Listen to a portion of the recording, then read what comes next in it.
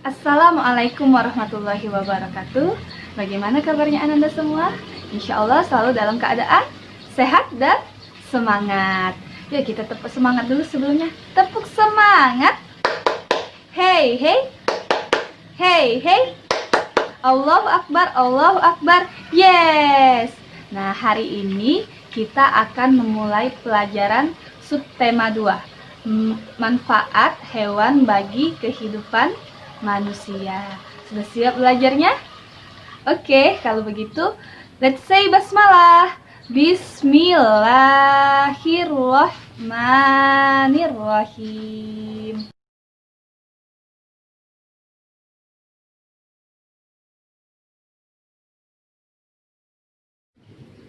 Pelajaran pertama, kita akan membahas manfaat hewan bagi kehidupan manusia sesuai dengan judul subtema kita hari ini. Apa saja ya manfaat hewan? Kira-kira apa? Coba sebutkan. Ya, semuanya betul ya. Jadi ada yang untuk dimakan, ada yang untuk dipelihara, juga ada yang untuk dipakai tenaganya. Baiklah, sekarang kita mulai manfaat hewan bagi kehidupan manusia. Yang pertama adalah digunakan tenaganya. Apa hewan yang digunakan tenaganya? Coba sebutkan. Ya, misalnya ada sapi dan kerbau membantu Pak Petani untuk membajak sawah. Kemudian ada kuda. Kuda biasanya dipakai untuk kendaraan pada zaman dahulu kala, ataupun kalau pada zaman sekarang biasanya untuk menarik delman ya. Jadi di delman itu ada kuda. Nah, siapa yang sudah naik delman?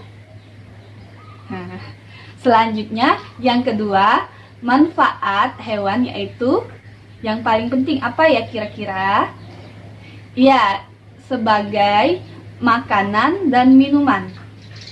Contohnya ada ayam, kita makan telurnya, makan dagingnya.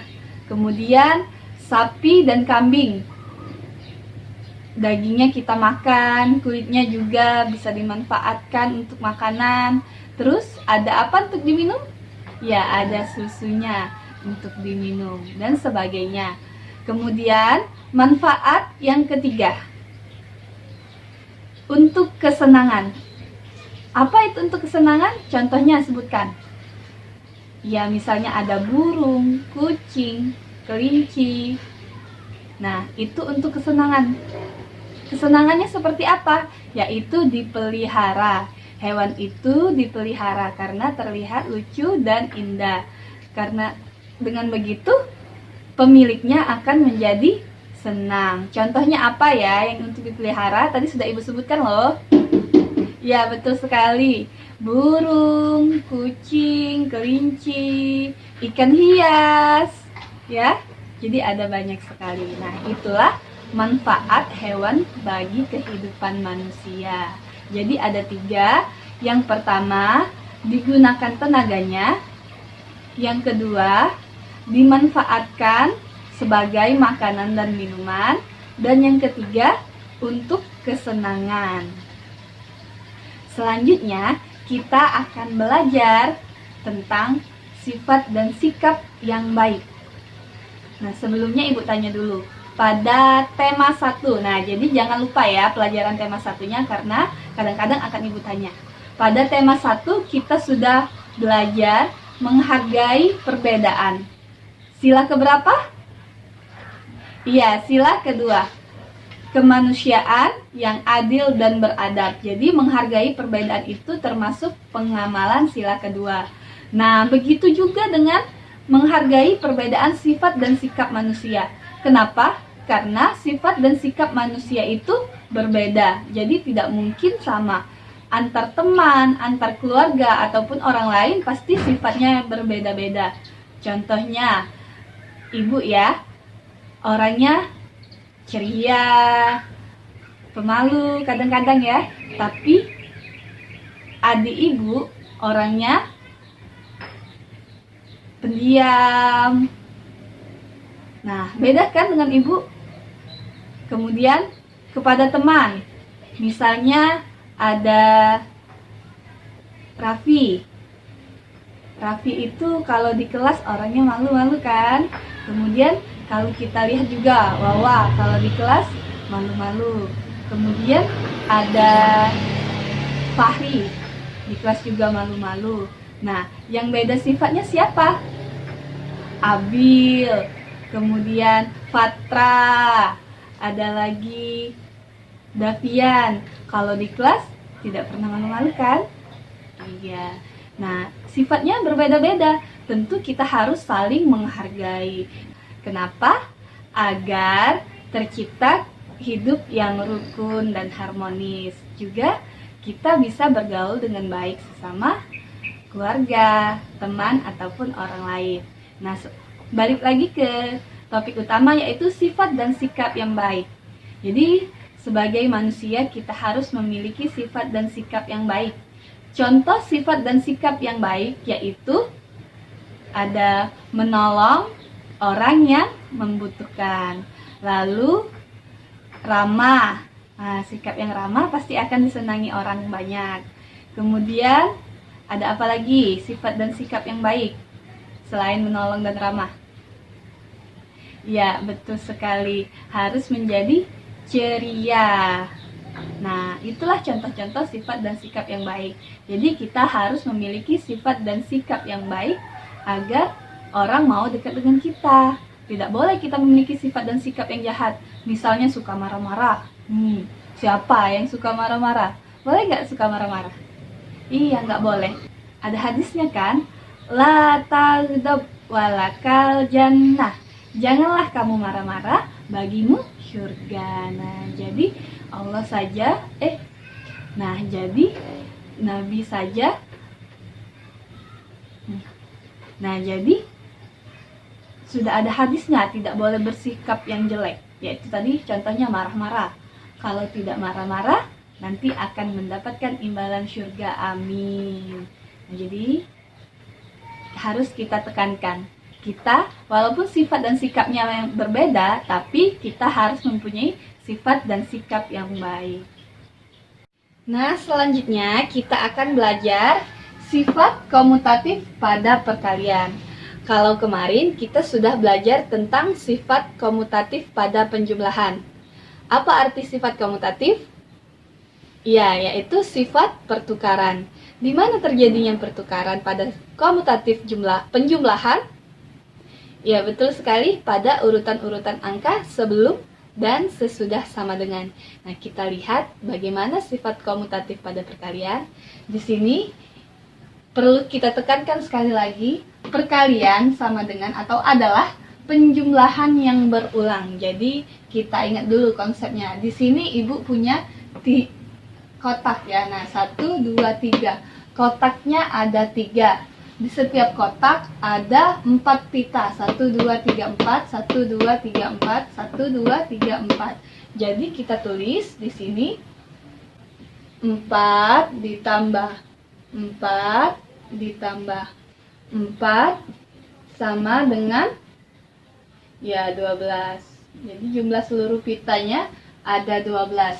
Bagaimana kita buat menjadi perkalian? Masih ingat? Ya, kita lihat ada berapa jumlah kotaknya atau wadahnya. Ada berapa jumlahnya? Ada 1, 2, 3. Jadi ada 3 dikali berapa jumlah pitanya? 1, 2, 3, 4. Jadi setiap kotak ada masing-masing 4. Berarti 3 dikali 4. Nah, 3 kali kotak dikali 4-nya. Sama dengan berapa? Ya, sama dengan 12. Jadi ini perkaliannya ya. Selanjutnya, jika Ibu tambah 1 kotak lagi, 1, 2, 3, 4. Tapi Ibu pengennya jumlahnya masih 12. Berapa jumlahnya? Untuk cara mudahnya, kita begini caranya. Kita lihat konsep perkalian ini. 3 ini dari mana? Ya, dari jumlah kotaknya. Jadi kita tulis dulu. Jumlah kotaknya 1, 2, 3, 4. 4 dikali berapa yang hasilnya 12? Nah, 4 dikali berapa ya yang hasilnya 12? Coba dihitung. 1 dikali 4 sampai berapa yang dapatnya hasil 12? Ya, 4 dikali 3. Jadi dalam satu kotak ini terdapat 3 pita. Nah, Ibu gambar.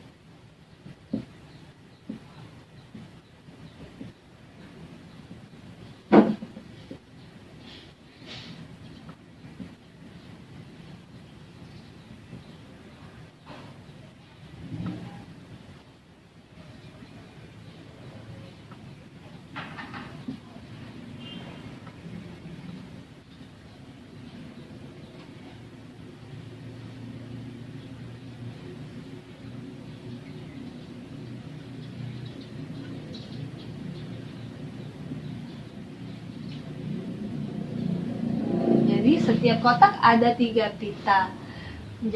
Berapa penjumlahan berulangnya? 3 ditambah 3 ditambah 3 ditambah 3 sebanyak berapa kali? 1, 2, 3, 4 sama dengan 12. Nah, sama kan?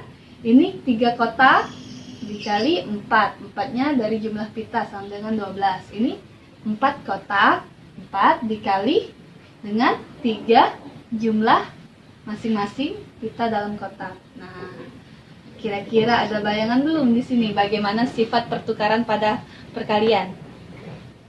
Ya, jadi dapat kita tulis untuk sifat komutatifnya 3 dikali 4. Hasilnya berapa 3 kali 4? 12. Sama dengan 4 dikali 3 yang hasilnya juga 12. 4 dikali 3. Nah, di sini masing-masing 12. Nah, ini sifat komutatifnya. 3 kali 4 sama dengan 4 kali 3, di mana hasilnya sama-sama 12. Sama nggak dengan penjumlahan? Ya, sama. Nih, angkanya urutan yang berubah. Sebelum sama dengan 3 di depan, dan ini 3-nya di belakang. Ini 4-nya di belakang, dan ketika sesudah sama dengan 4-nya di depan. Jadi, dapat kita ambil kesimpulan, sifat komutatif pada perkalian itu sama dengan sifat komutatif pada penjumlahan, yaitu terjadi perubahan urutan-urutan angka sebelum dan sesudah sama dengan. Sampai di sini, insya Allah mengerti ya. Jadi, mudah sekali untuk sifat komutatif pada perkalian. Jadi anak-anak perlu diingatkan harus menghafal perkalian. Oh iya, dan diingatkan kembali bagi yang belum setoran hafalan perkalian, boleh ya langsung VC ke Ibu, hubungi dulu. Misalnya, Bu, saya mau VC hari ini setoran perkalian, boleh ya. Nah, selanjutnya kita akan belajar menari. Siap-siap untuk praktek menari. Nah, perlu diingatkan kembali, kemarin kita sudah belajar mengenai gerakan tari. Ada berapa macam gerakan tari? Ya, ada 2 macam gerakan tari, yaitu gerakan cepat dan gerakan lambat. Nah, untuk gerakan cepat itu biasanya gerakannya itu lincah, kuat, dan bersemangat. Sedangkan untuk gerakan lambat biasanya gerakannya lemah lembut, gemulai. Untuk hari ini kita akan belajar gerakan tari melalui hewan. Bagaimana caranya? Ya, kita perhatikan gerakan-gerakan hewan. Di sini Ibu contohkan misalnya ya. Ibu mundur sebentar. Ada gerakan kupu-kupu.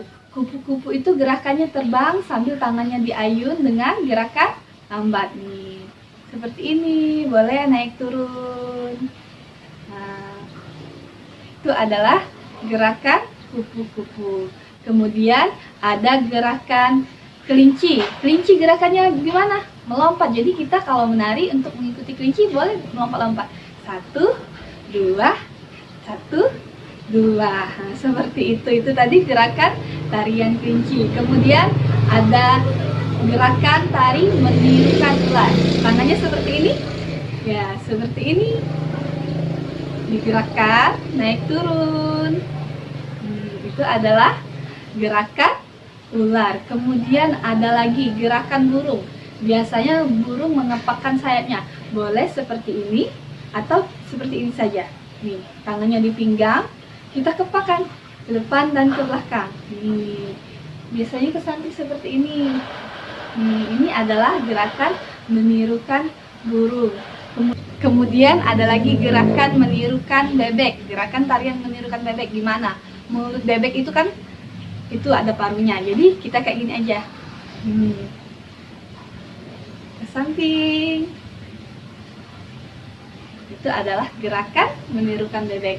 Nah, mudah kan untuk gerakan tari hari ini? Jadi untuk tugas Ananda di rumah, silahkan kirim video gerakan tari. Tapi 2 gerakan ya, minimal 2 gerakan. Kalau mau lebih dari 2 boleh, tapi disebutkan misalnya mencontohkan gerakan tarian kucing. Gimana kucing?